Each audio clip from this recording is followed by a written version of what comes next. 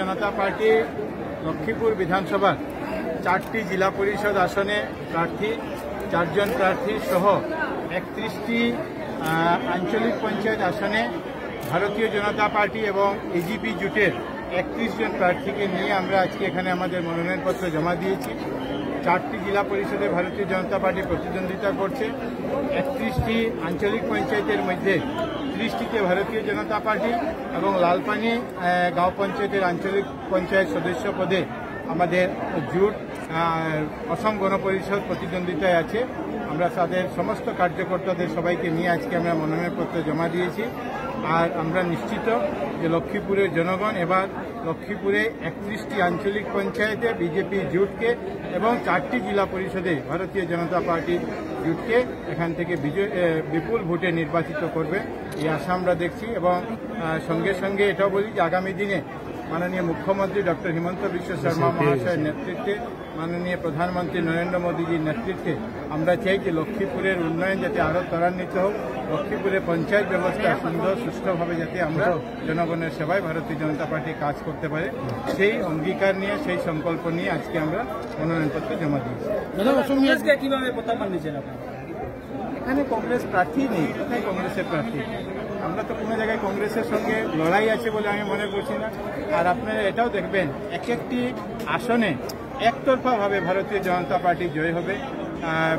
এখানে বিভিন্ন আসনে কংগ্রেস তাদের প্রার্থী দিতে পারেনি, জোর জবরদস্তি করে তারা কেউ প্রার্থী দিচ্ছেন। অনেক প্রার্থীরা আমাকে ফোন করেছেন, যোগাযোগ করছেন, যারা আমাকে জোর জবরদস্তি করে বলা হচ্ছে যে একটা ন্যাশনাল পার্টি টিকিট নিয়ে নেন এরকম জোর করা হয়েছে।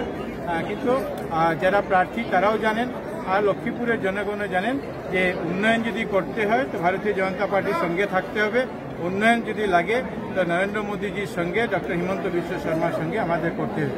কংগ্রেসের বিষয়ে আপনাদের জানা আছে, আজকেও পত্রিকায় দেখেছি আপনাদের এখানকার শিলচরের কোনো এক পত্রিকায় আজকে একটা নিউজ আছে যে কংগ্রেসের যে অবস্থা, চিরকালই কংগ্রেস বিরোধী আসনে থাকবে এরকম একটা দেখেছি। এবং দুঃখ লেগেছে এই 130 বছরের পুরানা একটা রাজনৈতিক পার্টির টিকিট নেওয়ার জন্য কেউর ভিড় নেই। টিকিট নেওয়ার জন্য জেলা সভাপতিকে রিজাইন দিতে হচ্ছে, টিকিট দেওয়ার জন্য অফিস ছেড়ে বাড়িতে বসে টিকিট দিতে হচ্ছে। আর সঙ্গে সঙ্গে এটাও দুর্ভাগ্য যে আমরা দেখেছি আমাদের পার্শ্ববর্তী হাইলাকান্দি জেলায় সেখানকার জেলা সভাপতিকে কংগ্রেস কর্মীরা যেভাবে কলারে ধরে কাপড় চিপড় ছিঁড়ে ওনাকে রাস্তায় এনে মারপিট করেছে, এটা দিয়ে বোঝা যায় যে কংগ্রেস এর আজকের দিনে কি অবস্থা আছে। প্রতিদ্বন্দ্বী কি পাবেন লক্ষ্য করে কি বিনা কংগ্রেসকে বিজেপি সব নির্বাচিত? আমরা চাই প্রতিদ্বন্দ্বিতা হোক, কারণ গণতন্ত্র যদি সুষ্ঠু হতে হয় প্রতিদ্বন্দ্বিতা হওয়া দরকার। প্রতিদ্বন্দ্বিতা না হলে অনেকের অনেক রকমের কথা থাকে। আমরা গতকালকেও বলেছি, আজকেও বলছি যে একটা সুন্দর সুষ্ঠু নির্বাচন হোক। আমরা চাই যে কাছাড়ের প্রত্যেকটা পোলিং বুথে, গতকালকে কংগ্রেসের তরফ থেকে বলা হয়েছে যে বিজেপি কারচুপি করবে, ভোট গণনায় গন্ডগোল করবে। আরে কংগ্রেস প্রার্থী দিতে পারছে না তো সেখানে আমাদের দোষ কি? আমরা তো কংগ্রেসের প্রার্থী ঠিক করতে পারবো না। আপনারা আপনাদের মানুষের মধ্যে প্রার্থীদের কেউ প্রার্থী হতে চাইছে না, কিন্তু আমরা চাই যে প্রত্যেকটা বুথে সিসিটিভি লাগুক। আমরা চাই পুরো একদম মাইক্রো অবজারভার পর্যন্ত যাতে প্রত্যেক বুথে আমরা দেওয়া হয়, এটা আমরা চাই।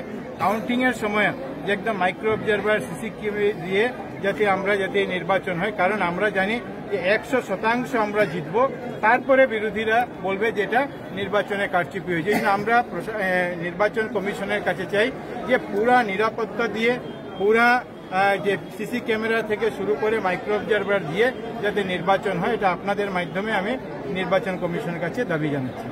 দাদা অসমে একটু